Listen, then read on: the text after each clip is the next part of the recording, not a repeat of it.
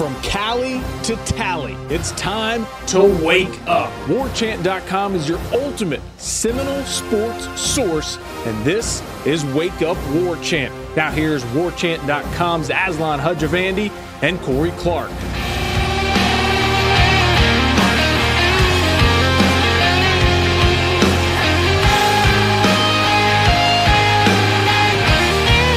Wake up! Oh, we're back here at the Midtown offices. It's been a minute. It has been. It's good to be back here, man. Feels nice, open and airy. You know, we've let the big broad windows on the set open up. Hopefully, some people maybe come by, hold like some suns. Today show. Very similar to it. Very similar to it. Corey Clark in the house. I'm Aslan. It's Wake Up War Chant. Use the promo code WarChant30 to get a free trial of WarChant.com. But as we mentioned, don't use your emergency fund credit card to do it because they might put a hold on it for a small amount of money. Right. We don't want checks bouncing and you missing out on meals. That would be kind of a bummer. Corey, what was the consensus on your column, man? Did people buy into it? Or a lot of buy-in? I don't know. I didn't read. That's right. You don't read. You don't see what people say about your stuff. I assume there's really nothing to not buy into. Like, right. I make fun of the fact that they don't have a – it's not like I'm saying everything's fine, guys. Yeah. Calm down. Nothing to see here. This is normal. Not having a quarterback on the roster, not having a quarterback crew. That's normal. Everybody does that. Right. I make fun of that fact, but I do think there is credence to and I was actually just talking to Ira. We just got done with headlines, and I didn't bring it up on headlines, but these are different kinds of kids that would commit to 5 and 7 Florida State, Willie Taggart, as opposed to the kids that are cycling out of the program right now. They committed to a very different program. Correct. And maybe you certainly want 5-star kids. That you win championships that way, but it didn't seem like there was a lot of passion for this university. Which again, that you can take that or leave that. I know people that would roll their eyes at that, but Willie Taggart keeps preaching about, and these coaches did last night at the signing day thing, about guys that want to be at Florida State. Mm-hmm. And I do think that sounds like kind of sour grapes isn't the right expression. Like, we didn't get the guys we want, so we're going to build these guys up to be, this is what we were really looking for anyway, guy. But I do think that helps change the culture as people that want to be at Florida State and really have a passion for what the head coach is doing and not just using it as a springboard to the NFL. That's such a pejorative, though. Florida, what a bad thing to be known for. I'm going to go to this university and go to the NFL. No, of course not. Thing. And guys that came, the guys in 2010 that came to Florida State, they obviously believed they were very good players, but they also believed in what they were doing for Florida State. They wanted to be those guys that turned it back around. Right. That meant something to them. So but those kids didn't even grow up in a time when Florida State was really good, though. Right, but they still knew that Florida State had been good. They saw the stadium and they saw the banners and everything they had done, and they thought it would be really neat to be the class that got them back there. And it was for them. That really meant a lot to the Telvins and Lamarcuses of the world to be those seniors that did that. And so maybe this class can be that. Now, I don't know if they have a Lamarcus or a Telvin in there, but a class that really kind of turns Florida State around. And you got to do that by getting – you've got to get the toxicity out of the locker room. Toxic. I don't even know if toxic's the right word. Right. People that care enough to know they're supposed to be on the field when it's 4th down, and they're people that when they say care punt enough. Punt alert. They actually you need to be up. listening and caring and wanting to do well because you want to do well for your teammates. You want to be a good teammate and all that nonsense. It's not nonsense. I shouldn't say that, but anyway, I think. I didn't really say whether I agreed or disagreed with Willie's assessment of this class about it. They could be a culture changer. It could be those guys, but that's certainly what he's selling. Is that this is the class? Don't forget about the stars. This is the class, and certainly forget about quarterbacks. This is the class that turns this that starts the turn back around. Will his "I have a plan" go alongside Dr. King's "I have a dream" speech? No, and that was probably his. I would say, I wrote about it, so I didn't. But we probably focused on the quarterbacks a little too much because they did have a nice class. Yeah. But again, that's the 5 elephants in the room. You don't have a quarterback. But that was not a great moment for him to just say, "I have a plan," and I also think he said, "And we executed the plan." Did he? I don't think he said that. I promise he said executed somewhere in there. Ooh, strong and words. For him to say that, that reminded me of we coined a new phrase on headlines, by the way. Okay, you want to bring it over here? Is it allowed sure, to? Yeah. Go through the gibberish. Gibberish. Okay. Because Jimbo would go on his little rants that didn't mean anything. That reminded me a lot of that. Sometimes Jimbo would just say a word he didn't mean because he's used to saying that word in connection with plan. So Willie says, we had a plan, we executed the plan, or something along those lines. I know he used the word executed. And we're like, I want to be like, what? How? So this was how you executed it flawlessly? Like you recruited kids that didn't come here? Yeah. That was the plan all along? To just waste their time? To make Maryland have to recruit harder? Are you playing a different game? So that wasn't a great moment for him to say, we have a plan, we had a plan. But maybe, I was thinking. Again, man, if they get a grad transfer quarterback. But then what does James Blackman do? Well, James Blackman's a starter, and then that's his insurance policy. So say the Virginia Tech kid wants to transfer in, and he's a grad transfer, so he's eligible. Oh, that's right. Like you're going to sit behind James Blackman. Why would you come here? And how do you sell to James Blackman? Yeah. Hey, man, it's cool. Stay. Didn't think about that. Whoops. So then what is? So you're still in the same James Blackman? Like, you know what? You're doing this to me again. Well, I already couldn't beat out that guy, and now you're going to bring it. You really believe in me so little that you're going to bring in a guy from Virginia who's not even all that good to come and take my job again? Screw this place. I'm out of here finally. Yeah. So I don't know what. Yeah, you're right. I didn't really think. Yeah, that's right in my front of my face. That didn't come to. I mean, maybe just get like a lesser. I mean, just a body, I guess. I mean, I don't know. A lot of bodies being thrown in a lot of problems. This is the thing. Just keep throwing bodies at it. I mean, the thing is just like I like James Blackman. I think he'll do okay. But this fan base, as much as they're excited and they want to, he's probably not going to be an 10-win quarterback. I don't know who would be with this program. And everyone's going to get all upset and like, You can win 8 games with James Blackman. I would think so. You won 7 with him 2 years ago. Yeah. You can win 8 or 9 games, I think. You can go 9-4 with James Blackman. He's got skill, but he does have skill guys. Mm-hmm. They do have skill guys here. And then we'll regroup after next year. And if you're playing a backup quarterback anyway, just like at most schools, it's probably not going to be great. So if they even got Lance Legendre, even if they had gotten him, you're hoping he don't play. You know. So. Yeah. All right, man. With that said, we got all these questions to get to. Any quarterback questions? I don't know. Let's see. First one comes from MX Hutso. All right, let's do it. Hindsight's 2020, but could Bailey Hockman have been the better choice for 2018? Felt like Taggart felt that he owed Francois the starting job. Many fans felt that Blackman should have remained the starter for sure after the NC State game. I just hope that Blackman can be a true threat to run. We know he has some pocket mobility skills. Hope Jordan Travis gets the waiver. Bailey Hockman, I don't. That would have been hard to take 2 guys that had started a full year in your program and then give it to a guy that hadn't played it down. Especially with Virginia Tech as the opener, I think that would have been a really hard sell, and I also think it wouldn't have mattered much. I think Hockman would have run more than those 2 guys, but would it have mattered enough to really change the course of the season? I think it was dumb for Hockman to leave. I do. I mean, I think he'd be in a real here you are right now, man. You're in a legit chance to I think he'd be in a real good position to win this thing. And then he could leave after this year if he didn't win it. But, yeah, it was, I thought that was short-sighted on his part, but good luck in Raleigh. If this was a suspense thriller, where would be the big sort of turning point events of the movie? Would it be like finally we get Bailey Hockman in a room like, dude, why did you leave so soon? Like, tell us what you saw. Or would it be like when we pinned down Walt Bell in Boston, like at dinner with his wife, and we're just like, we need to talk to you, Walt? Probably. Or who would give us the Magna Carta? Who has the skeleton key that would have given us all the answers as to like why 2018 happened the way it did? What's the skeleton key in reference to the Magna Carta? I don't know. I meant skeleton key. I just said Magna Carta. I felt like saying Magna Carta. Skeleton key was the correct word. Okay. Skeleton key being the key that can open all doors. So we need the that's why I didn't understand the Magna Carta reference. Yeah. The penultimate sort of person who has the information. Sure. The document. Gotcha. Freedom. Right. 1285. Was it 1215 or was it 1285 the Magna Carta came out? I want to say it's 1215 because I wanted to say 1512, so I had that. 1215 it is. Booyah. You did it. 1215. There you go, guys. Man, we just had the 800th anniversary of the Magna Carta, not just 4 short years ago. And we probably all had to go to work. Yeah, no, we don't even get that day off. I would probably say the Walt Bell would give you the real juice. Right.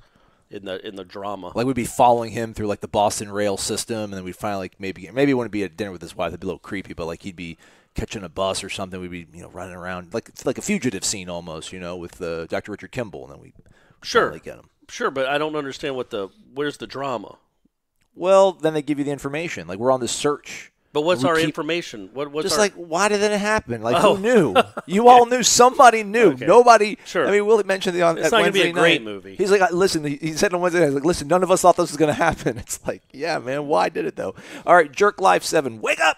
Currently stationed in Savannah, Georgia, where the bench scene in Forrest Gump was filmed, but originally I was raised in Clearwater, Florida. Went to high school with Luke Laux and Okaro White. Oh, there you go. Luke was actually my quarterback in high school and a damn good one. Anyway, no question, just want to tell you both that you're doing a damn good job. I love the show. I'm able to catch the podcast anywhere in the world, and I appreciate it. I appreciate y'all, boys.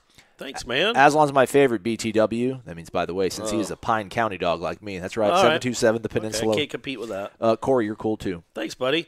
And, the bench scene in Forrest Gump, they built the bench for the scene. It wasn't there. Oh, really? But, Savannah has, like, a bunch of, like, those parks like that in the middle of the they have squares. Oh, nice. All through, and so they were sitting at one of the squares. You can do a Savannah movie tour on one of the trolleys or something, and they'll explain all that to you. So you can go. What's weird, though, is they tell you where it is. Like, you can get on Google and say, where's the Forrest Gump bench? Where was that? And you go to the square. I don't know which one it is, Jackson or whatever. Adams, Monroe. But one of them, I don't know. Dead president. Or dead Confederate traitor. But you could go to the square that it's named after, but it doesn't have, like, a plaque that says, hey, this was where Forrest Gump's bench was. At least we couldn't find it. So I thought that was a little bummer. I mean, that's a huge movie. That's a big, famous movie. Yeah. Have you ever been to Savannah? Like when I was a wee lad, I think on the way, like when we'd go summer vacations need to go back. up north, we'd stop. It's a cool place. Oh yeah, no, for sure, I would. Cat Chaser, hey fellas, now that Francois is gone and we will be thin at quarterback. It's nice. If Blackman gets hurt, well done. What is the chance of Akers seriously getting some reps in the spring at quarterback, just in case? Aslan, you did not mention on last week's show after reading my post that Matt Meinrod, former Florida State offensive lineman, graduated from our high school. I know that. I know Matt. He's a good guy. FYI, if you did not know, L.A. Rams tight end Tyler Higbee graduated from Eastlake High School. He did. Okay. He actually went to Western Kentucky, where Willie Taggart and Dante Pimpleton were. Oh, all right. No, man, it's just no. Cam's not. No. I think he's a gadget. They're gonna have to do something with someone. He says there's a plan. Again, we just discussed if you bring in a grad transfer, well, how do you keep James Blackman happy that he even wants to be here? How is he going to have to fight for? He's been here 3 years, put in a lot of work. Yeah. Almost got in a fight down in Miami because he bleeds garnet and gold, and then you're going to bring in some Shane Buechele, Benedict Arnold from another school that wants to come in and swoop in and take his job. I don't know how you keep James Blackman happy. With that said, you gotta have other people. You gotta have an option. Let me interject this. If it's not Travis Jay or Cam Akers, but you've got to have somebody on this campus or on this roster. Roland McDonald. I guess. Again, I've said this off air with you. What's worse, 17, 18-year-old James Blackman having to play in 2017 in Jimbo's complicated, complex offense with a coach who's half checked out, or a walk-on quarterback trying to execute Kendall Browse's friendly, fast, a walk-on quarterback who had some offers. Yeah. He could have played college football somewhere on scholarship. He's not a typical 5'8" walk-on quarterback that couldn't, he just tried out. Like, this is a preferred walk-on who could have played college football somewhere. So, yeah, maybe that's, you have a backup. Baker Mayfield was a walk-on. Here's a weird question. If you knew Shane Buechele could give you 9 wins and James Blackman was going to give you 8 wins, you're Willie Taggart. Do you take Shane Buechele? No, and again, it's hard. It's impossible to say that, obviously. Well, my thing is just like the give and take if it's going to be. Even if you do bring a grad transfer in guy and say somehow James Blackman's totally selfless and it's like, all right, fine, I'll sit again, and then 2020 will be my year to shine. Until you bring in another one. Yeah, well, what's the opportunity cost there? I guess like how urgent is it for this program to have a? I mean, obviously it's very urgent to have a really good season, but again, if James Blackman can win you 8 games in 19, then you're thinking probably 10, 11 wins, maybe. Yeah, being in the thick of it in November. He'd just be a sophomore next year. Yeah. No, I mean, I just think for the development of him and the program to bring in, unless you just think he can't play, we don't have any. There's no reason to think that he can't. I know, that's what we don't have any evidence that he can't play. He played really well at the end of his freshman year, I thought. I did too. The Florida game was his best game. He just got killed by drops. Yeah. And that was a real defense. And then his only game last year, he threw for 420 yards. And 4 touchdowns. And so I don't understand that there's no rationale to say he can't play. And if you think that, say you brought in Josh Jackson, and you said he's 4% better, 6% better than James Blackman. War is just 1. No way. I'd stick with James Blackman. I'm with you.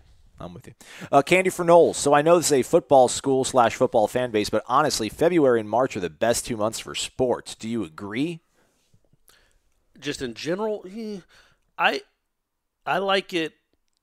They continue. There is so much going on between basketball, baseball, softball. There's plenty to keep all-around FSU fans busy these months. Looking forward to more coverage of these sports after the signing day hoopla is over. I currently am from Grayson, Georgia, which really doesn't have many famous people unless you count Robert Kimdichie, former controversial Ole Miss recruiting fame, and now Arizona Candles. And True Thompson. Signee True Thompson. Did mention, and soon-to-be All-American defensive tackle True Thompson. Right. How the pie chart, Florida State, how many Florida State people are all around Florida State fans? The way Candy for Knowles just said. Like the ones that care about, like, golf. Not Brooks Koepka, but like golf. So that's the thing. Like if you're a Florida State fan, and I grew up a Florida State fan, I didn't live and die with the baseball team, but I'd watch them when they were in Omaha, and I'd be upset when they lost. Yeah. And I think that's kind of how it is. Like you can be a casual fan, but like I think Florida State fans were genuinely excited when they won the soccer national championship. Yeah. It didn't change their lives. They were able to sleep that night. You know, they didn't go set things on fire or roll over police cars or anything like that, but they were happy. I think that's how most Florida State fans. I think so I would say, 95% pay attention enough to be happy when they win. Yeah.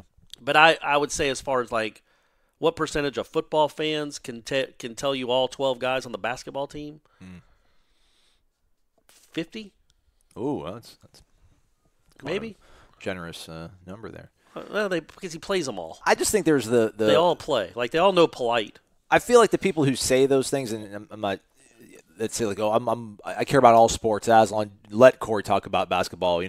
I care about everything that deals with Florida State. I feel like they, to a certain degree, almost kind of resent how much we like football. They're like, all right, enough, we get it. Like, not you and I talking about, but just like this fan base in general. Like, listen, we're a university. We're more than just a football team.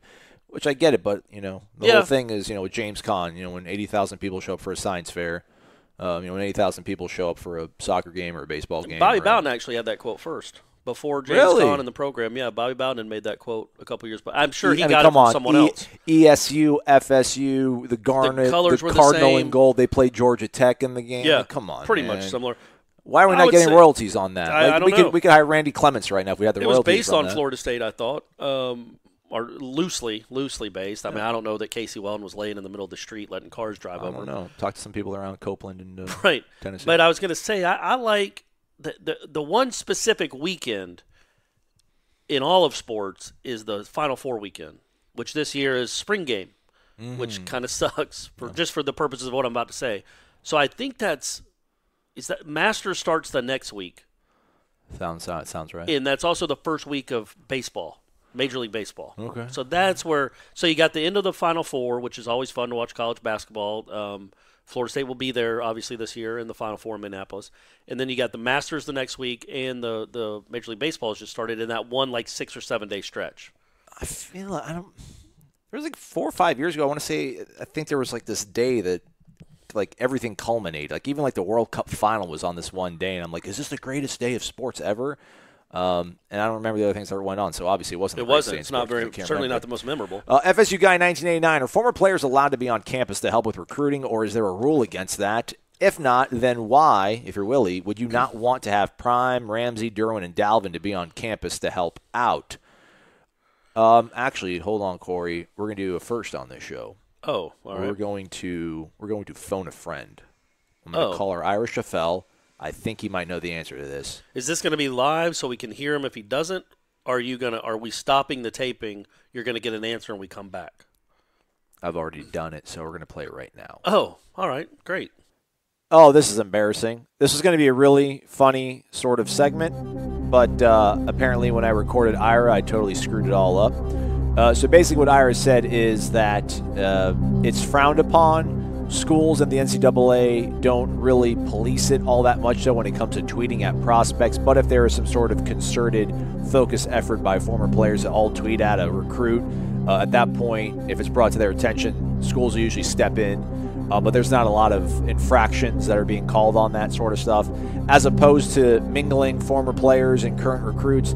Apparently, according to Ira's findings and his knowledge, that used to actually be strictly forbidden.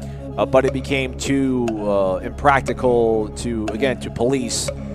Because, say, if a guy like Jameis comes on campus to hang out during summer or get some throwing in with some current players, it's hard to tell him, hey, you can't be here at this certain time because the prospect's coming in. So, again, things that are not sort of allowable, but at the same time, they're not enforced very strictly.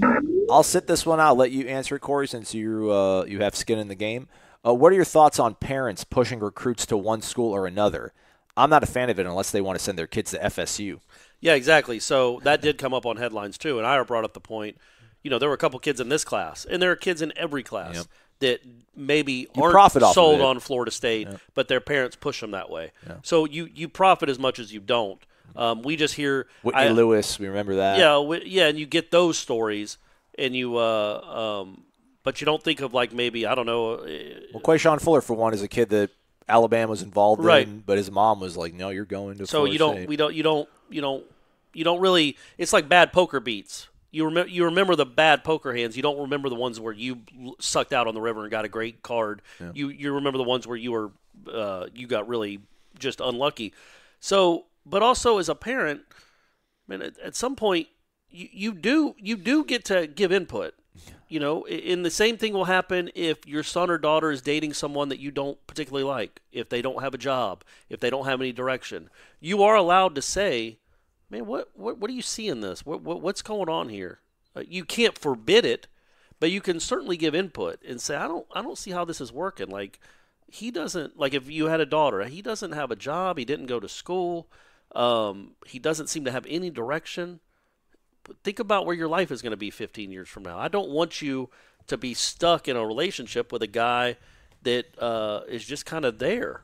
And I get that love is love. And so the same thing can happen, I think, in a situation like this. If you think that it would be a terrible decision for your son to go to Florida State because either the coach isn't going to be there in 2 years, the offensive line can't block, barely exists, there's negativity, quote unquote, around the program, and it's going to be a mistake. It's going to be a 3-4 year mistake. You are allowed to give that input, and you're allowed to be upset if they don't listen to you. Mm-hmm. I don't think you can forbid it, though. I think that's ridiculous. I think that's overstepping your bounds as a parent. You have to let your kids make their own decisions. Mm-hmm. But you always are going. I'm not going to ever feel bad when Brady's being recruited by. I mean, right now we've narrowed it down to Texas, USC, Florida State, Florida, and Georgia. So Florida? Well, look, journalism program. Okay. So, the Grady School, Jay. Don't. Georgia's where I'm rooting. Okay. I'm going to push them there, obviously, or Florida State, depending on what sports he's going to play. But I'm allowed to give my input, and I don't have to feel bad for that. I'm allowed to have an opinion, and I want you to take my opinion seriously because I'm smarter than you because I'm older than you. You're 17 or 18. Mm-hmm. You don't know. You don't know how the world works. You don't know diddly squat. One thing I will say to your point, real quick. Let me just hop in. I think with the way the transfer rules are now, like if that too. So like if you're afraid that Willie's not going to be here when your kid is a junior, then he can then leave and go somewhere else if he does not end up falling in love with the school or this program. The straight up not signing the national letter of intent is ridiculous, and that's happened many times. It happens every year. So a parent that just won't sign it because they're upset is ridiculous. It's your kid. It's not your life. It's your kid's life. But they need to value your input, and you're allowed to have input and not feel bad for it. And like if you had a daughter that just got engaged to a piece of crap, the guy that doesn't have anything, you are allowed to not be happy about it. Doesn't mean you don't come to the wedding, but you're allowed to not be happy about it. So I think there's a fine line there that sometimes gets blurred. But yes. Parents overstepping their bounds and just simply saying, I'm not signing it, that's ridiculous. John Henry Jones Jr. Hey, that was a Aslan. long answer. Sorry, guys. No, man. It's come from the heart. His avatar's Whataburger. I wouldn't mind Texas for Brady because Austin's supposedly a great town. I've never been to Austin. Give me an excuse to go out there. I'd like to go hang out in Austin. We got anybody to listen to the show in Austin? You want to host Corey and I? Let me know. Please do. Hey, Aslan and Corey, regarding the question you guys had last week about which FSU player would you want to star with in a TV show, mine would absolutely be Bjorn Werner in an 80s buddy cop comedy set in Miami. It would obviously be called Bjorn in America and feature many hilarious cultural misunderstandings. That's not bad. Do you understand the words coming from my mouth? My question is, if the upcoming football mansion is going to house the locker room and football offices and meeting rooms and everything, what are they going to do with the current space at the stadium? What are they going to do? Are they going to move other sports in there? You know who knows? Are we doing this again? We're doing it again. Oh, this is ridiculous. All right, this is another juncture in the show where Ira was going to give us some knowledge, but again, I screwed it up. And I even doubly screwed it up because I didn't ask the full question. I don't know what they're going to do with the coaches' offices, but Ira did say the locker room that's in Doak right now, that will remain the game day, if you will, locker room. They'll probably also use it to woo recruits, host them, let them do their little photo shoots and all that kind of stuff. But there will be a locker room in the football-only facility that they will use on practice days, walkthroughs. So 6 days a week, basically, they'll be in that new football mansion locker room. And then on game days, they will be in the locker room that's been inside Doak Stadium. It can just be two prongs with you and him. We get into so many problems when we don't know answers, and we just start talking for 10 minutes about nonsense. Why does he know and I don't? That's what you're probably asking yourself, right, listener? Like, he's barely older than me. We have essentially the same job. Why does he know so much more than me? That's weird. Because he's not as good at trivia. I mean, you're what did he say? I wasn't listening. I don't listen to him when he talks. Basically, they're going to keep it as the existing locker room for game days and stuff. It'll probably during non-football season, it'll probably host recruits, do the photo shoots and those kind of things. But they'll have a locker room obviously in the mansion as well. But game days, they're not going to take a Clemson bus. With the football coaches' offices, where are they going to be? Coach's offices, I think, are going to be in the mansion. Yeah, that's a football. So then, what office. are they going to do with that whole floor? That I don't know. I already know either. Can you call Ira? I didn't ask him that specific part of it. That's too bad. He didn't ask about the coaches' offices, did he? Well, he did say the meeting rooms. I'm sorry, John Henry Jones Jr. So I was looking for a way to get Ira on the show. Leon Knoll 12. So besides skipping senior day in 2017, all of his shenanigans last offseason, and the latest incident, I still don't get why people hate Francois. Like, what else has he done to deserve all this hate? Just kidding, but I wanted Aslan to read that for a second straight week. It was the right move and well overdue to move on from Francois, as Willie needs to fix the culture and get this program going in the right direction. My question is for Corey. Were you or Ira planning to write something about Terrence Mann for his senior day and the overall impact he has had on the FSU basketball program on and off the court? When it comes to Hamilton's turnaround, I feel like Mann has been the most important piece due to his leadership and the example he has set for younger players to follow for years to come. Anyways, go Noles! I don't know. Why don't we ask Ira? Call Ira, see what he wants to do. I did. Hold on. Who wrote that? Who was that? Leon Knoll 12. Leon, I'm glad you asked that because I am planning on doing that, not because you gave me the idea, although it's a great idea, great minds think alike. Because you think about the two kids he came in with, Bacon and Beasley, both NBA guys. Beasley's now becoming kind of a burgeoning star, really good player for the Nuggets.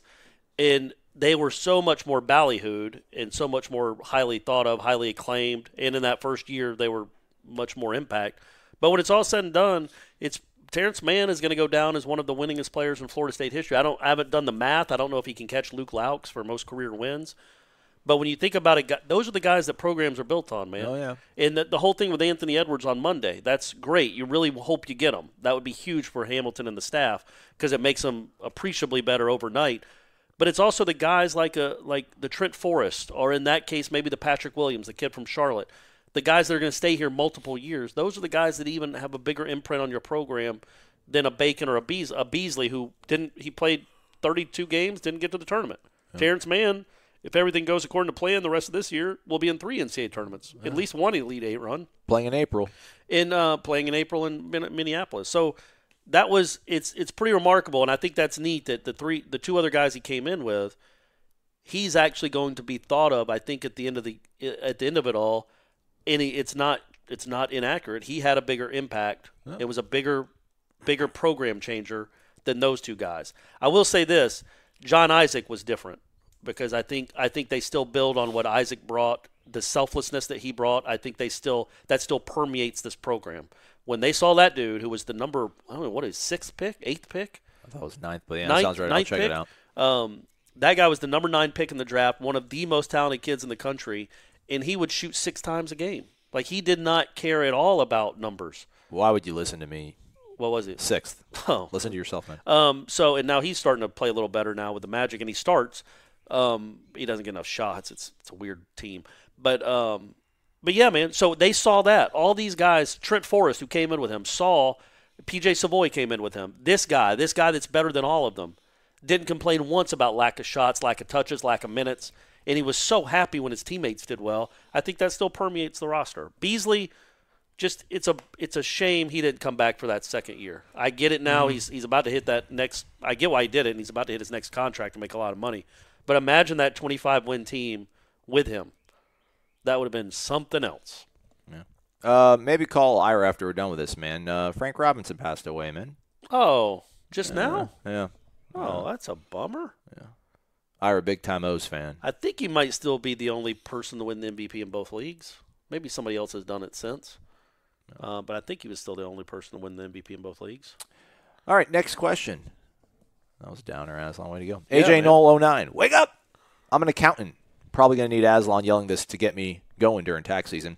Question for the bros. Will our boys score more than the 13 combined points of the Super Bowl at Clemson? Next year. So 16 points, right? Wasn't it 13-3? Okay. Yeah. We know Clemson will, but with Browse's offense, even with the ineptitudes, we got to be able to get close to matching the total points of the entire Super Bowl.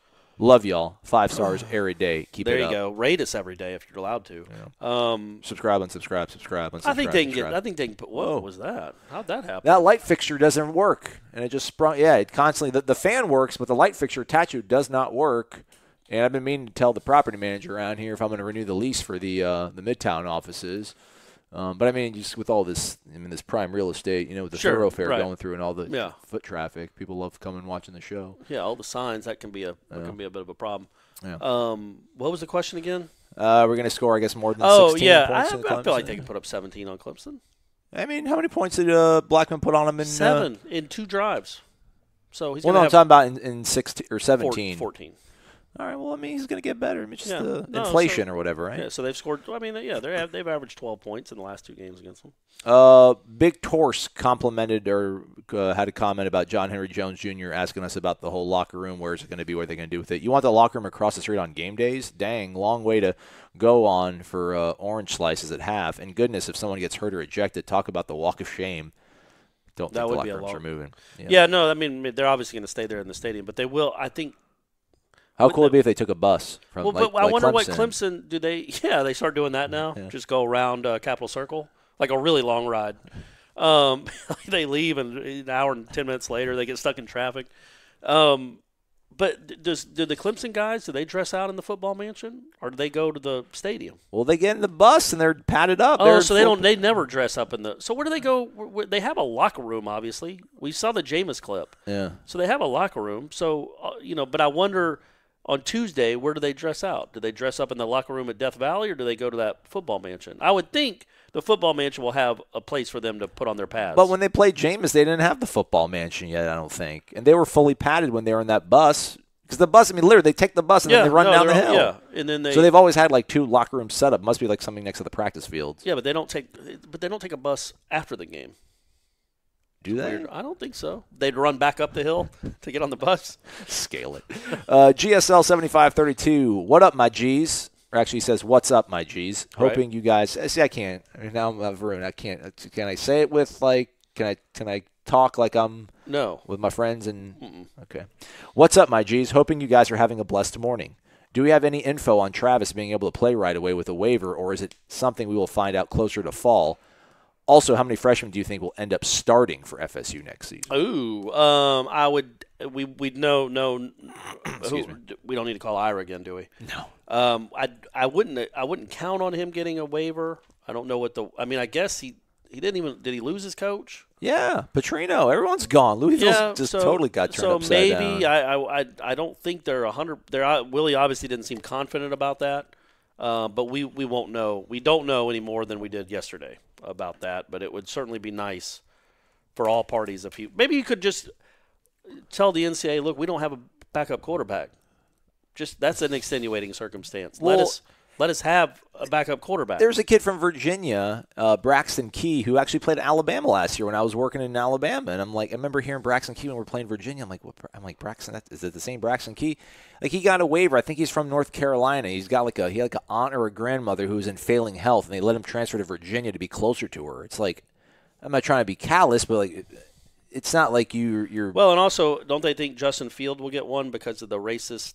That's what they're saying is that's what he's going to use. I don't know how optimistic they feel about that. But if that goes through, certainly Florida State can find a Louisville student to say something awful into a microphone, on Snapchat about Jordan Travis. And not even about Jordan Travis. Well, see, that's the problem. At Georgia, I think he was talking specifically about Justin Fields, that idiot baseball player. Did he? Was he specific? I think so. Was he? I think so. Oh, damn. I didn't realize that. But either way, you certainly you can pay someone at Louisville to do that, and then Jordan's fine. If it works for Justin Field, you have the precedent set. Yeah. Otherwise, don't say awful things, people. Yeah, that's not good. How many freshmen do you think dress will end up in starting? blackface. We're done with that. I know everybody loved Soul Man in the 80s, that C. Thomas Howell flick. That was a great movie. Holy moly, is that it's the most racist thing that's ever been made. I can't even imagine. I mean, you talk about all these people are getting not relitigated, but they're going down for things they did 30 years ago, and with good reason. There's no excuse for some of that stuff. Can whoever the studio executives were that sanctioned and gave the green light to Soul Man and everybody that starred in that movie and whoever wrote that movie, shouldn't their careers be done too? It's like Thomas Jane Howell. C. Thomas Howell. For people that don't know, he's a high school student who I think it's Harvard. He tries to get into Harvard or Harvard Law, but he can't because of quote-unquote affirmative action. So he goes into blackface for the whole movie and becomes a different guy, same grade, same resume, that does get accepted into Harvard Law, but he has to be black. Yeah. And that's the premise of the movie. And it's incredible. Kicker Ryan Fitzgerald, will he start? Man, old Mark Snyder was making it sound like he might. Quayshawn Fuller, defensive end. I don't think he'll start a game. Brendan Gant, maybe. Ira Henry, I think Lucas is your best chance on the line. Yeah, on Travis either line. J could maybe start a game. Those linebackers, I know no one likes our linebacking core, but I still think like Werner, Jackson, if Emmett Reiser is healthy. I feel like, how many, I know Woodby did, but you're not going to have a lot of freshmen that come in and start right away at linebacker, but I would think some of those DBs, I don't know if you want to call them starters, but they'll get quote-unquote starters minutes. Like I think a couple of them for sure will be on the field a lot. Fitzgerald maybe. I mean, I hope that's a real kicking battle. That would be something. I think that'd make both of them better. And then Lucas, maybe, I would think. Okay. Probably not the quarterback. Yeah. All right, let's see here. Sunset Knoll to Candy for Knowles' question said he thinks that give me college football in the World Series in October. That's the best. Yeah, that's a good point. And NBA is starting then around then. Hayes Eastwood. Wake up. This is Hayes Eastwood, a.k.a. G. Okay. G. White from the city beautiful Orlando, Florida, the hometown of Delta Burke. Despite all the negativity, the Noles have made a number of positive changes in the program since the end of the season. We hired a proven offensive coordinator who, by all accounts, was the consensus choice among Nole fans, are on the verge of hiring an offensive line coach and possibly adding a DB coach. On top of that, we will most likely end right outside the top 10 in the recruiting class rankings. I believe these changes, along with a favorable schedule, are reasons for optimism for the 2019 season. However, with all that positivity, I'm going to channel my inner Aslan. I'm concerned about the physical development of the players. The offensive line looked weak. Cam Akers was constantly getting taken down on the first attempt. Do you guys think that as a part of the change, Taggart should also consider replacing Coach O with a more proven strength and conditioning coach? Thanks for the show, guys. Keep up the good work. I mean, everything should be on the table, but I think at this point that's not going to happen. I think if you're going to make that move, that probably happens before anything because those guys are already going to be – and he's with them more than anyone. Yeah. Like, he's the guy that's with them more than anybody on campus. So, and then Cam, I don't think it's so much like a strength-weakness thing I don't know. They just, I don't know if there's like some sort of ferocity he's lacking. I don't think so. He's shown plenty of time. And I thought at the end of the year, maybe not the Florida game, but the end of the year, I thought he ran more like Cam. He ran with more conviction.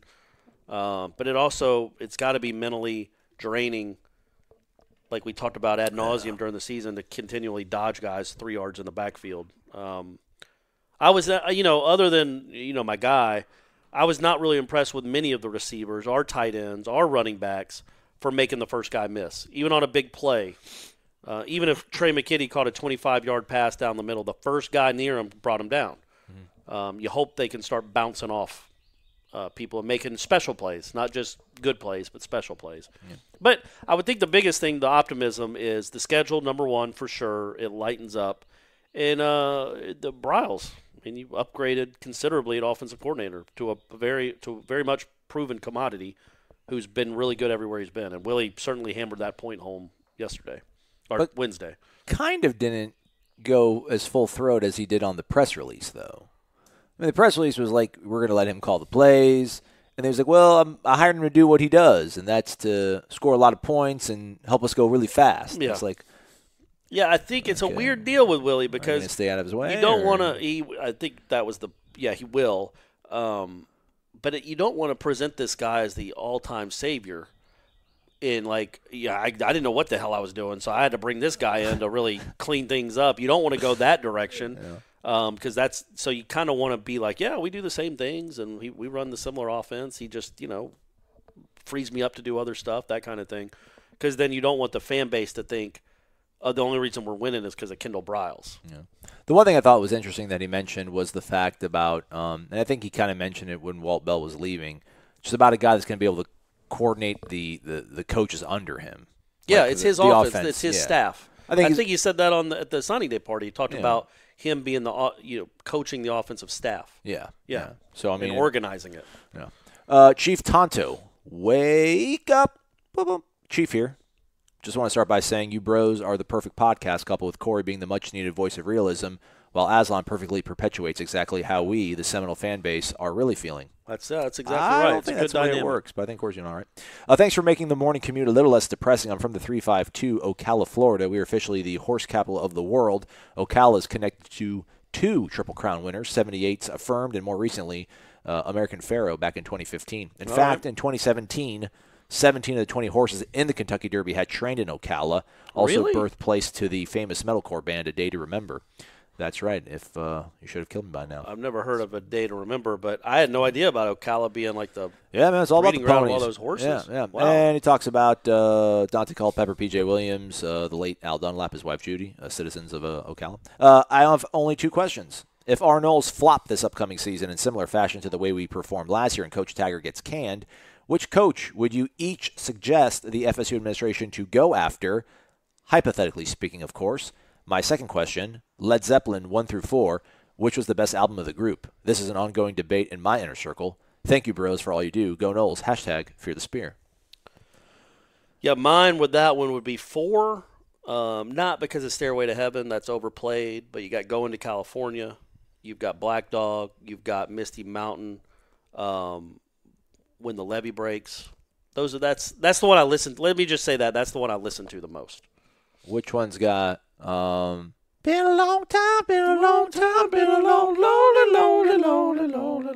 Yeah. I don't know. One of the other ones. Whatever that one or whatever's got Deer Maker on it. I like that one. Dire Maker. You said Deer Maker. It's supposed to be. It's like said in like an islandy way, like. Well, yeah. Deer Maker. Apparently, they stole all their music. By the way. Yeah. If you Google that, like Led Zeppelin lawsuits, and they stole all their music from blues guys. Anyway, what was the first question? If Willie leaves, who would you recommend to the administration to hire to look at?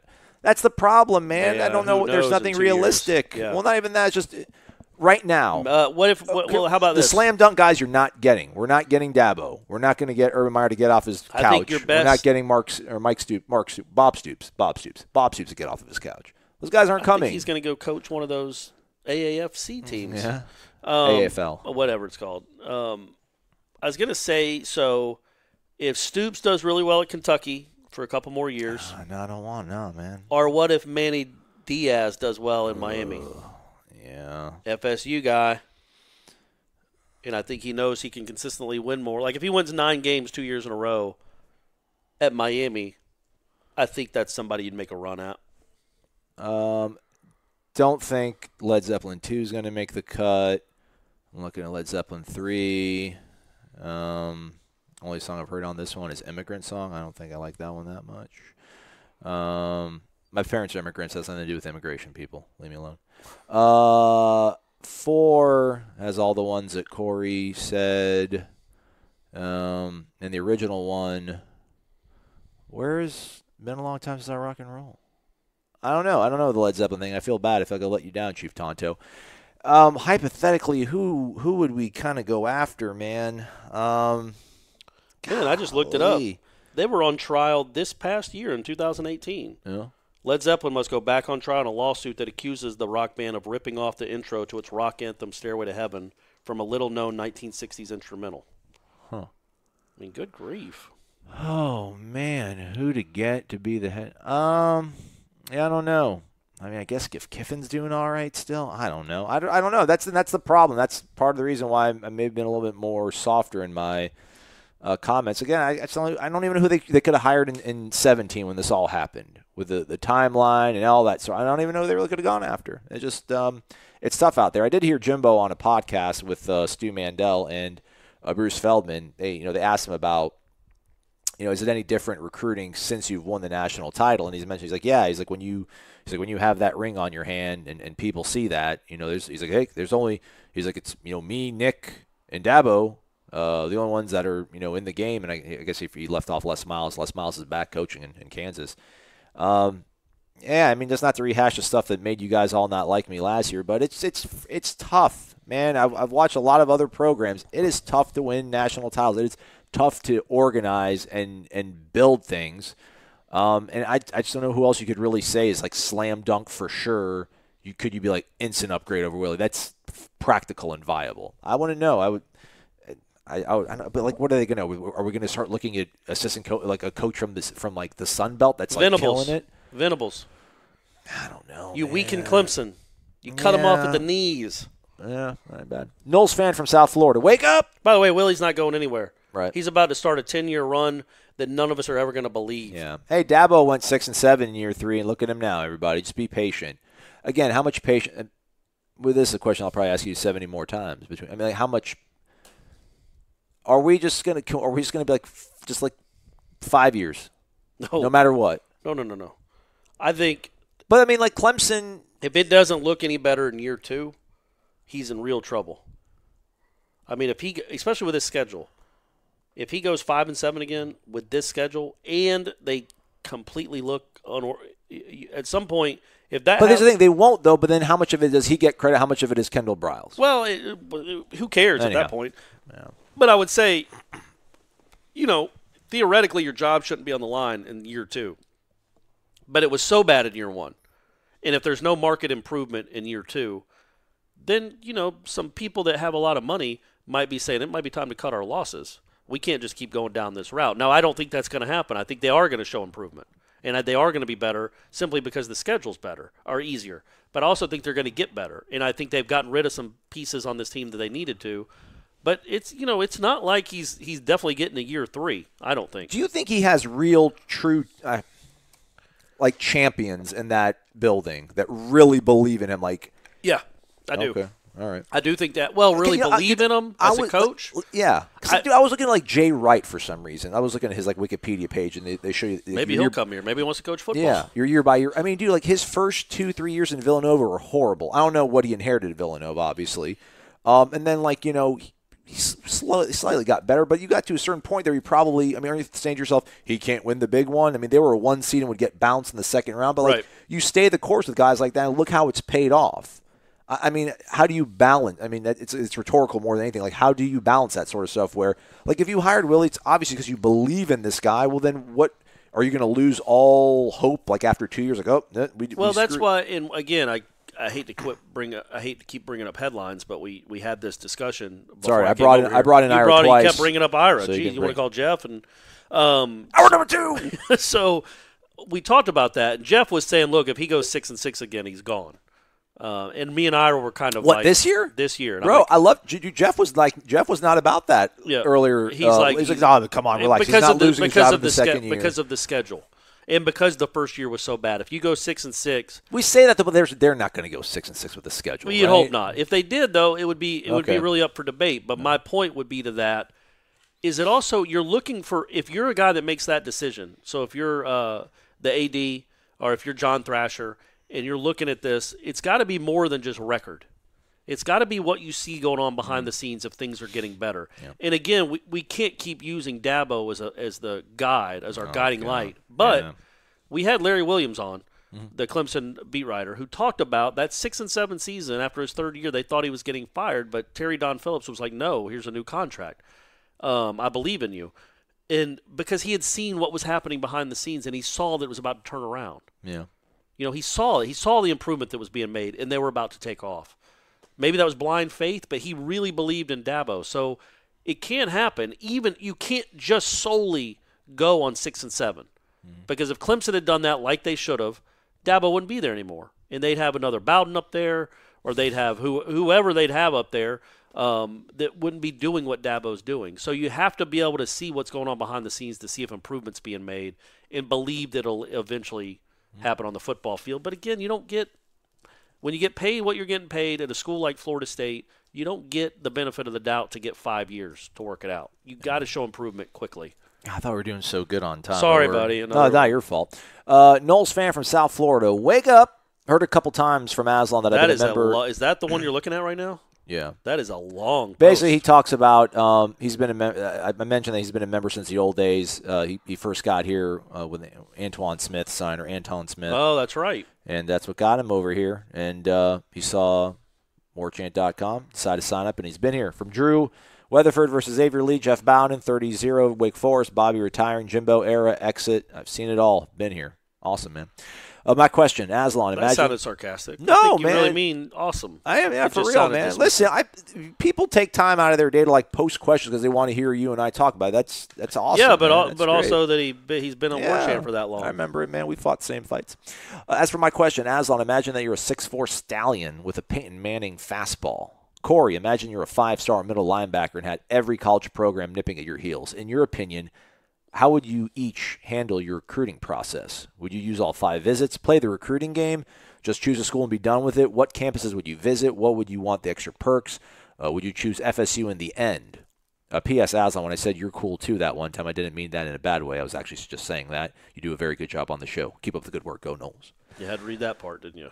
Yeah. If I was Peyton Manning, would I play the game? Yeah, for sure. Yeah, I mean, I wouldn't say play the game. I would go and look at legitimate spots. I mean, right now I'd go and you wouldn't go knowing, say you knew you were going to Florida State, you wouldn't still take 3 other visits? I'd take 4. Just for the perks, you take them all? Yeah. See, my problem with that, and I think I'm inclined to say that I would too. I know it'll change your mind. Maybe you'll see something you don't Not even that. know. I really don't like telling people no. Okay.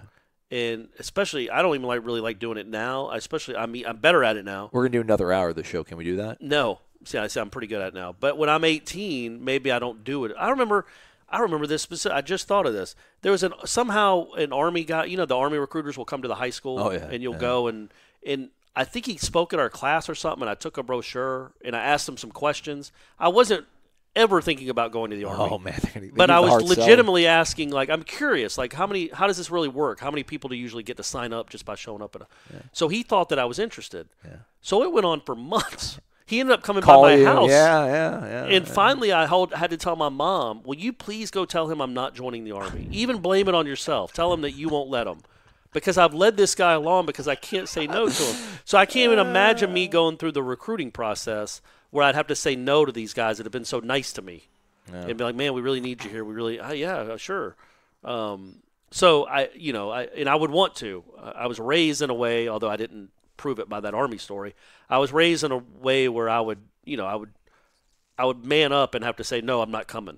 That my parents wouldn't let me get off the hook by sending a text. Oh, okay. Sending a text. Maybe they would now. I don't know. Yeah. But so that would be the hardest part. Okay. I'd still, though, the perks of the visits. Yeah, I would go just so I could hang out with Jimbo. Just kind of sit down and just talk about, hey, sure, just chop it up a little bit. Yeah, okay. Maybe play video games with Trey. Yeah.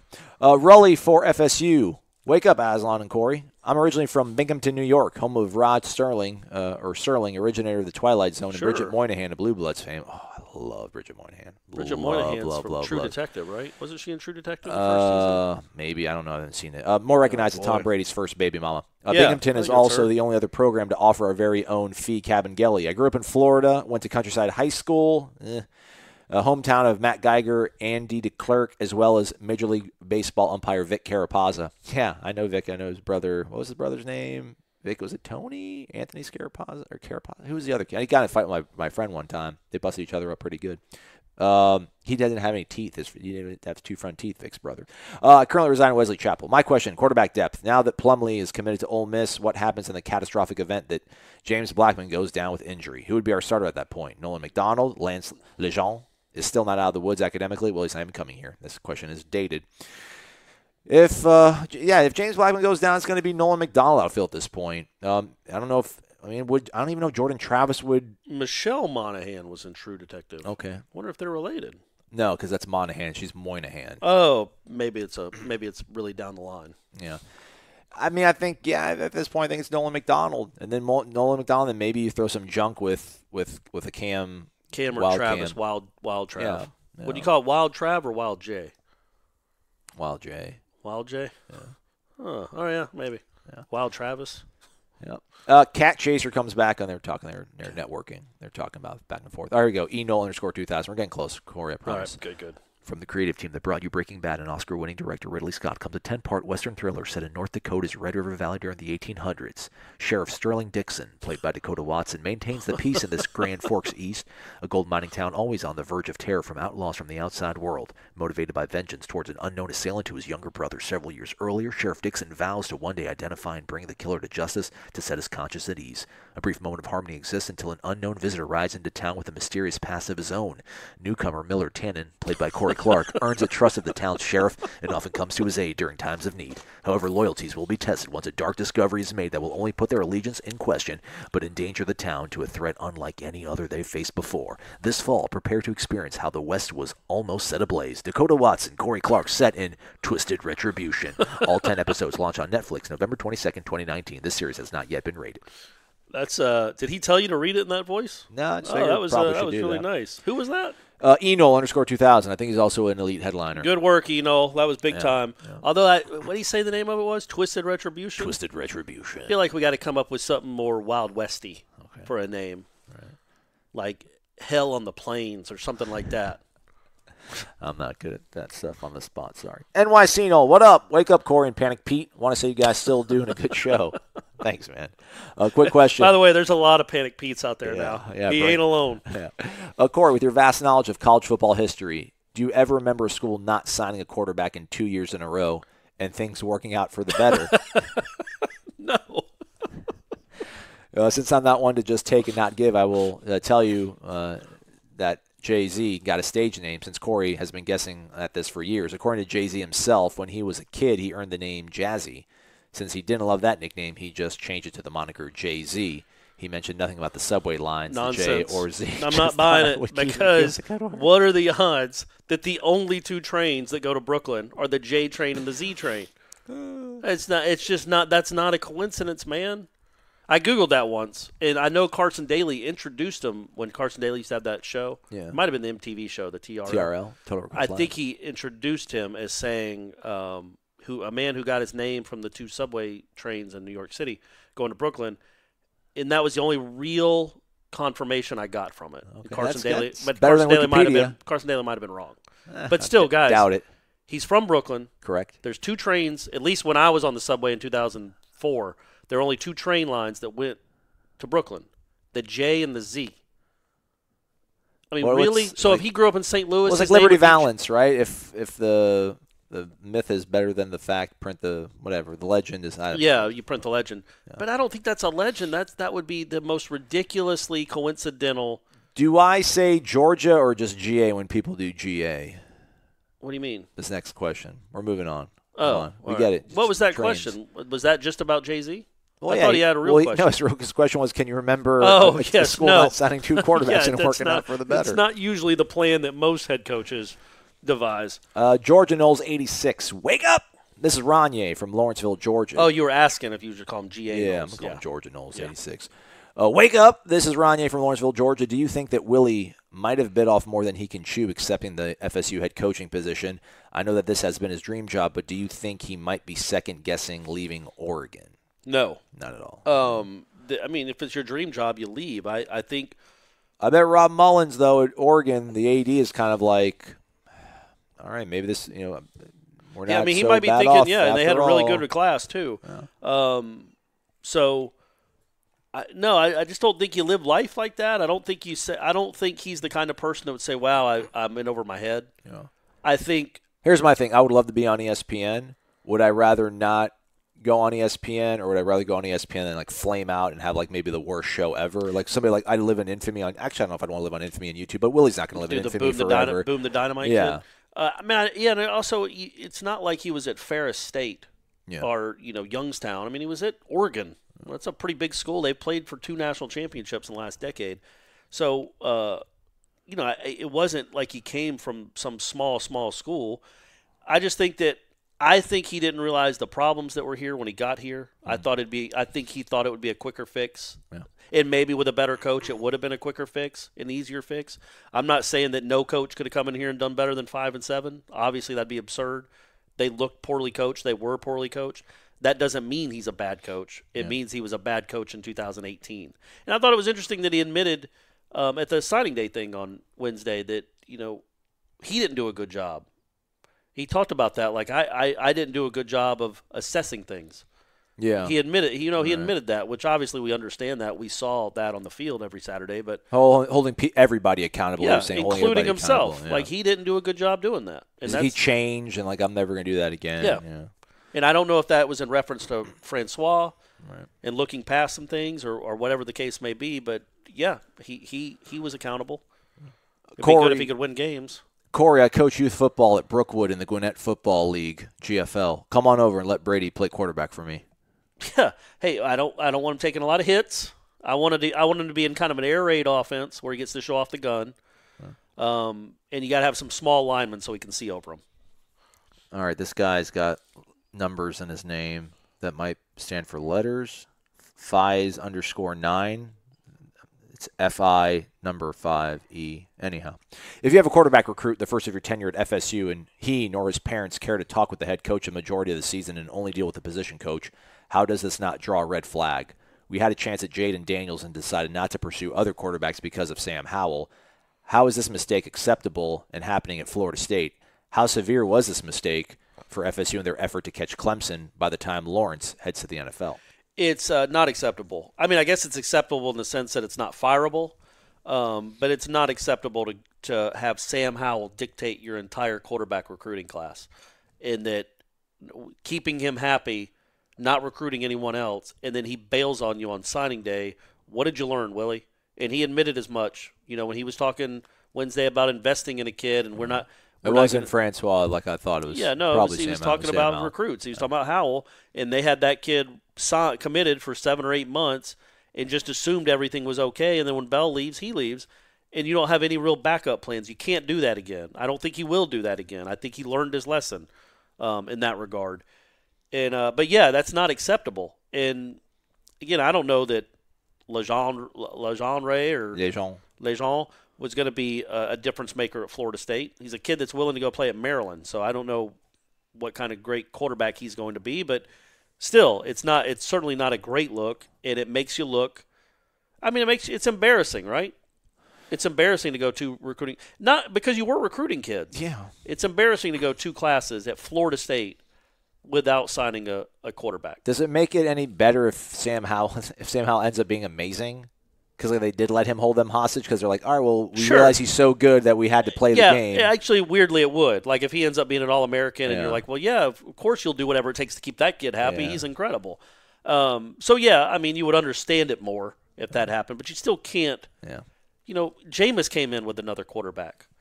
I mean, you can't just put all your eggs in a basket and then not have a relationship with that kid. Well, if Walt Bell leaves, he's got no connection to the school. Well, Jameis didn't have a legitimate threat with McGuire. And that was the same thing. They were trying to get a second guy to come in with with how that was not going to be much of a threat, like a developmental Sure, but guy. Say Damian But they Craig, didn't even get that guy either. I don't remember when Damian Craig left. I think it was Jameis's redshirt years. He left after 12. He left after 12. Yeah, So, but if Damian had left after the 11 season and Jameis had, he had 4 weeks left until signing day, you have to imagine that Jimbo would have had enough of a relationship with Jameis that it wouldn't have felt like, oh, God, what am I going to do? Right. I can't go there. I don't know anybody there. And Jameis, in fact, had a relationship with Jimbo and Mike Martin Jr. because of the baseball angle. They all knew him. It was all a relationship there. Willie admitted as much. He said they made a mistake in that recruitment, and he's obviously right. And that can't happen again. Yeah. I missed this question. Sorry, Bimini Bound. He's a friend of the program. Is there any way you guys can implant in Willie's mind that he banned social media for the football team? Also, is it possible that DeAndre Francois was the owner of the FSU backpack and he will be taking it with him when he leaves? Let's hope. Tom Block made a joke to Harlan Barnett about that. Gosh. Tom Block, who I champion forever, he needs to be the next Deckerhoff when Deckerhoff retires. But he at the 5, 4, 3, 2, 1, touchdown! Fire the cannon! That's pretty good, buddy. Tom Block's not going to be that guy. But he was the MC at the recruiting event, and he brought up Harlan Barnett, and he's like, "Look, Harlan Barnett used to be called, what was he called? Big Stick? Hit Stick? Big. No, I think big. Yeah, Hit Stick's what they say for the kids playing the video games. Boomstick. Boomstick. His nickname was Boomstick, and then Tom Block was like, "Can we please? I'm just saying this. Can we have the kids secure a boomstick as opposed to securing the bag?" Yeah, that was his audible gasp. Yeah. Oh, Tom, don't do it. Which, but still, it's true. Yeah, you don't need that. You need to take that backpack and burn it. Yeah. I think we're seeing some stuff that you kind of think, well, maybe that's why Jimbo did what he liked to do or try to do what he wanted to do. I don't want to censure these kids. They're kids. All their friends are on social media. These kids have grown up being 3 years old, playing with tablets and iPhones and all that sort of stuff, and to tell them that they can't do it for 4 months of the year is kind of a drag. But, man, there's even recruits that are tweeting stuff that you're like, man, this is why. Why are you even tweeting this? What positive is going to come out of this? Yeah, but I don't think he'll do it. I think it's, I'm 43. I have a lot of experience with putting my foot in my mouth. I've done it a lot, but I didn't have social media to do it. I mean, so if I would have been able to tweet when I was 19 or 22, good night. I would have tweeted so much dumb nonsense.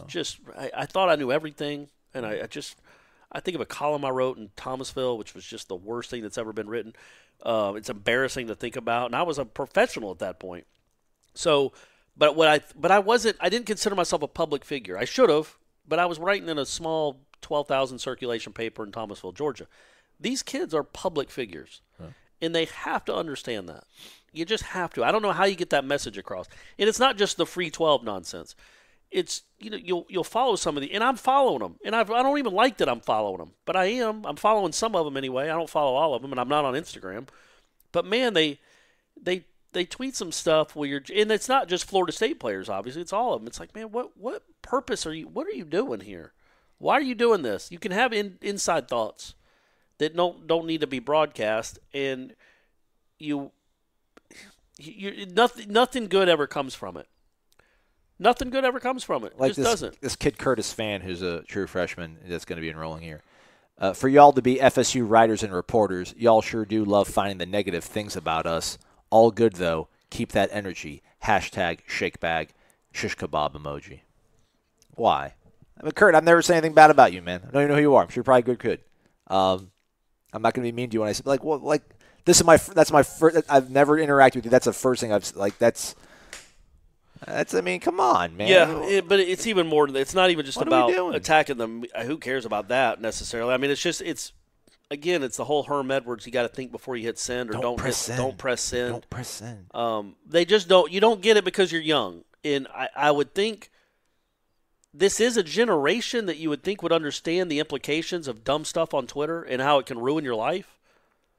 Well, here's another one. Jaleel McRae is a true freshman, is about to enroll. #Tribe19, you are not a recruit anymore. We have a lot of people to prove wrong this year, and we will be wrong if we let them seniors go out the wrong way. I'm glad to do it with my Tribe 19 brothers. Let's work and change everything about Florida State University. Shish kebab emoji, black heart, I'm out. That's cool. Perfect. Right. Although the whole, we got people to prove wrong, I don't think that should motivate you, but I get it. Whatever. That's cool. I get that. That's cool. Like this, let's not come on. And then the whole "don't be a fan later," y'all. I mean, come on. But not even football related. Just dumb stuff that you tweet about "quote unquote" females and stuff that you have to realize. And again, I'm saying it with the knowledge of being with the hindsight of being a 43-year-old that didn't have to deal with it. Yeah. But also, these kids have grown up and seen people that have been burned by Twitter and dumb stuff they put on social media that you hope they learn more. And that's why I was just a little disappointed. I didn't take it too seriously. But about the whole free 12 thing, it's you're not thinking before you do it. I know you want to support your teammate, but what are you saying to everyone else? What are you saying to Florida State fans? What are you saying to your coach? Who was the one that we didn't kick him off the team? Your coach did. Yeah. So are you saying you don't agree with it publicly for theoretically millions of people to see? That's not, maybe send him a text. Could you imagine if you were a recruit going to like Clemson and you kind of tweeted the same thing where you're just like, for y'all to be Clemson Rising reporters, y'all sure do love talking about how awesome we are. That's awesome. Keep that energy up.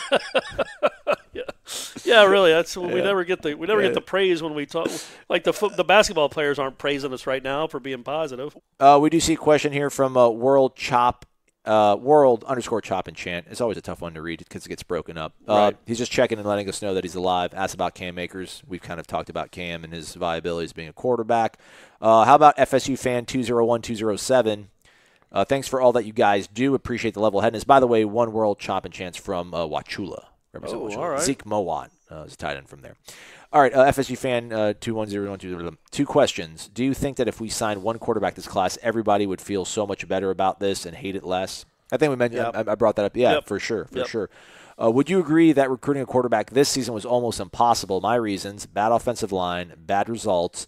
A lot of quarterbacks were on the roster. Blackman, DeAndre until a few days ago. Travis talks of another grad transfer, and you commit a kid for 2020.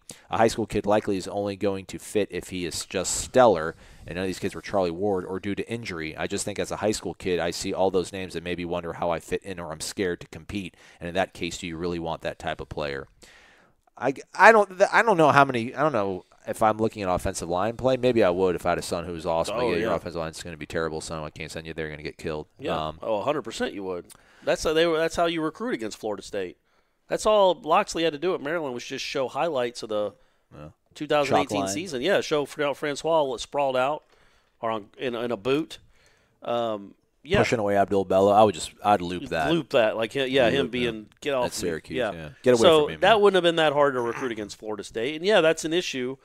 But there's really, when you step back, when you really step back and look at it, there's no possible excuse for Florida State not to land a QB 2 years in a row. Yeah, it's bizarre. It's just not. You had one committed, a good one, that you had no relationship with, apparently.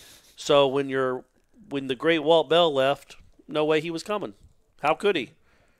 He's not going to be developed by Walt Bell? Screw that. I'll go to North Carolina.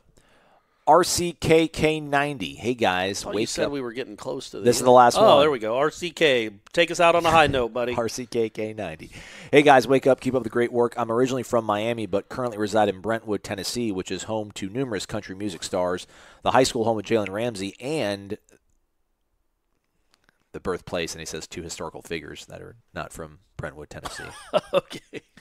But seriously, with every fiber... Was Mussolini one of them? One of his friends was. Okay. And Genghis Khan. That's kind of all funny. Right. Okay. Yeah, in the Persian nomenclature, we actually pronounce it Chengiz. Chengiz Khan. Chengiz? Yeah. That sounds cool. Right? Yeah, it does. I always remember the scene in Bill and Ted's Excellent Adventure with Genghis Khan going crazy in the Oshman Sports, just like, wah, wah, wah.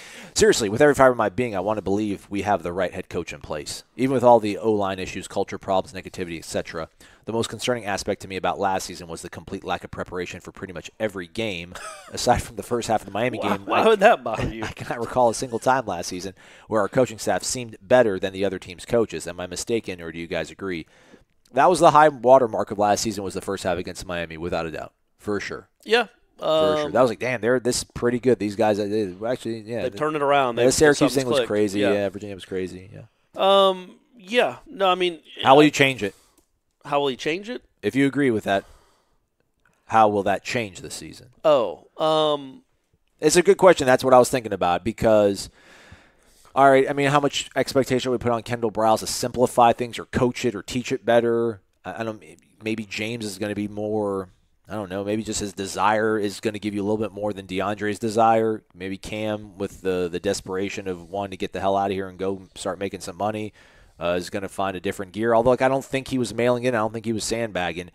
I guess you're just going to hope that maybe Dickerson can last the whole season. Maybe the Jay Williams JUCO transfer guy is a better tackle than Brady Scott playing tackle. And then Brady Scott playing at center might be a little bit better than Alec Eberle. Right. I guess you're just hoping for small I don't want to say residual, but like small incremental improvement across 6 players as opposed to like some sort of magic bullet 2 guys that are going to make everything better. And also, you can't – they didn't have a great roster, obviously, but it wasn't terrible. I was on a 5-7 roster, though. Can't no roster means that no roster is bad enough to look that bad and to look completely disorganized. That wasn't the player's fault, and that wasn't Jimbo's fault. That you were disorganized. You consistently had too many or too few men on the field, calling timeouts at wrong times. Your defense was a sieve. For most of the second half of the season, just got torched by everyone, even including Felipe Franks. There's just nothing redeeming about what happened. It was a really bad season, and you just can't pin it all on the old guy. He didn't leave a great roster, sure. It was a bad culture, sure. That doesn't account for leading the nation in penalties. Or maybe it does. Maybe you have kids that just don't care enough to get that stuff right. Oh. Maybe they don't. Maybe they feel like they were abandoned by the guy that recruited them. They don't really like you and your staff. They don't believe in you. They're not going to care. Sure. Maybe they hate morning practices. A lot of things on the table. But you can't look like that. And so the gist of the situation, man, the crux of everything is there's no real reason to believe he's a great coach for Florida State fans. That doesn't mean he isn't or won't turn this around, but they have no proof. Right. All the proof you have is a 5-7 disaster in another recruiting cycle where you didn't get a QB, even though you desperately wanted one. Yeah. So Florida State fans are right to be worried. That can all change, all of it, if you beat Boise State 38-10. Yeah. That changes everything. It changes the whole outlook of the fan. But nothing between now and then can impact Florida State fans' views of this guy. Nothing. There's nothing that can be done. I made this argument on Headlines again. I'll bring it up for the last time. That if he'd have landed Tennessee's class, like Tennessee's class, I'm sure their fans are really excited about the class they landed. And they went 5-7. I think it was like 11th. They got a couple of 5-star offensive linemen. And Tennessee hasn't done anything in 20 years. As of according to this show, Tennessee is ranked 12th. Florida State is ranked 15th. So, but people are looking at Tennessee like, wow, they had a great class. Mm-hmm. Florida State was a disappointment. My point being, if you had landed the number 9 class in the country, you weren't going to land top 3 after 5-7. Florida State fans would not care. If you'd landed a quarterback, Florida State fans, I mean, they wouldn't be as, apoplectic. I know that's not how you pronounce that word. Apoplectic. Apoplectic. Apoplectic. Apoplectic. I don't even know how to spell it. But it wouldn't have really mattered until you prove it on the field. Apoplectic. There you go. Yeah, they wouldn't. Thanks, buddy. They wouldn't be apoplectic as they are because you don't have a quarterback. But they still wouldn't care that much. Because you haven't proven it yet, man. They're still rolling their eyes about all the talk about you're changing the culture. You have to prove it on the field. Nothing that can be done between now and September will make a difference in Florida State fans' eyes. There is going to be negativity. And there is going to be rightful concern. #shakeback. Yeah. But there's going to be rightful concern. Yeah. I don't think anybody thinks you're ridiculous. And I'm saying you, but I mean anyone that's in your camp, and I'm in your camp. Really? Well, I'm not convinced that he's the right guy. How could you be? No. But I also think 1 year is way too early to say, no, man. Scrap it. He can't do it. He can't get it done. But I understand the concern. Is doomed. Yeah, it's not encouraging. There's not a lot of encouraging things to build on. He hasn't had a lot of wins. Yeah. And not just on the field. He hasn't had a lot of wins, period, since September. And nothing he can do in the next 8 months. Who's going to care about what we write in spring practice? Everyone comes home. But they're going to roll their eyes. Sure, but they're not going to really buy in until you give them a reason to.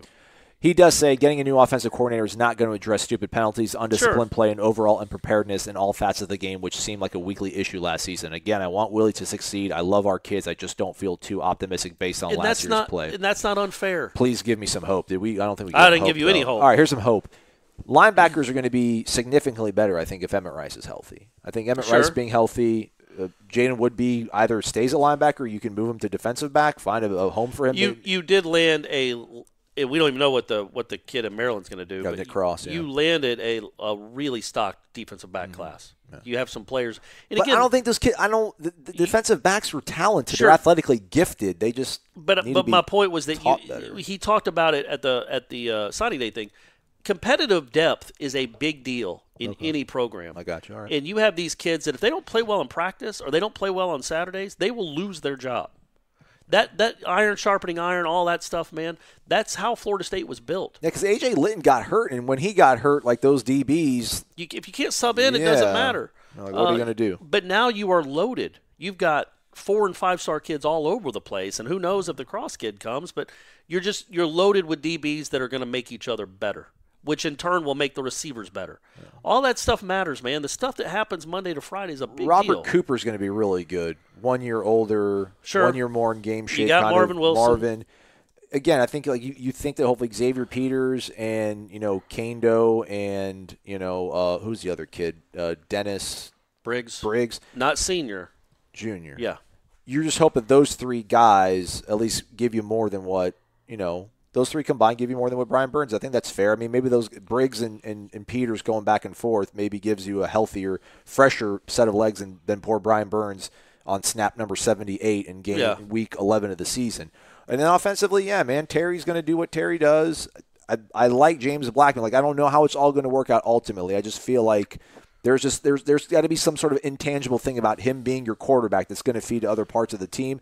And then, yeah, man, dude, Kendall Browse, it's hard to imagine him not being able to figure out a way to get 31 points against, teams that are not Clemson, teams that are not, It literally won't compute with him if the offense is like it was last year. He's like he's gonna do not understand. He's gonna pass out. Like he won't be able to function as a human being if he's coaching an offense that averages 22 points a game. Yeah. He can't. If he goes a whole game and scores 3 points, he won't be able to know. He won't know what to do with that. Will we say the offense that it's a bad roster, or will we say that this was an offense that's worked in this Conference USA and the AAC, which is where Willie made his bones, and then the Big 12, which everybody scores all these points? Well, he will be going up against better defenses than he's ever gone up against before, sure. But theoretically, he should have better players than he's ever had before, too, on offense. Baylor had some real players, obviously, but there aren't a lot of Tamorian Terrys at Houston and FAU. Again, though, I get it, man. I think the thing that frustrated Florida State fans the most, even more than the bowl streak, was just like the listener said, RCK, my man, that it was so unorganized, so undisciplined. And that's the stuff that has to get, no matter what the record is this year, clean that up. Yeah. Clean it up. Don't be embarrassingly. Get some brooms out there, man. Have a day of practice where it's just brooms.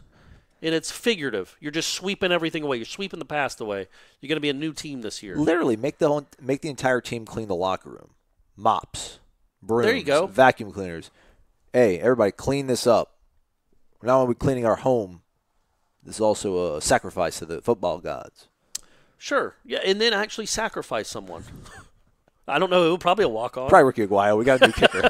Just kidding, Ricky. Thanks for listening, everybody. Score Amazon. We'll catch up with you next week. WarChant.com is the ultimate inside source for FSU football and recruiting. And now you can get in on the action for free for an entire month. WarChant.com is offering a risk-free 30-day trial subscription. Get full access to the #1 website covering the Seminoles just by entering the promo code WarChant30. That's WarChant30. Sign up and get in on the world's most active FSU message boards. Receive breaking news, stories from our award-winning staff, plus get exclusive interviews and videos. Just enter the promo code WarChant30. WarChant.com, your ultimate Seminole sports source.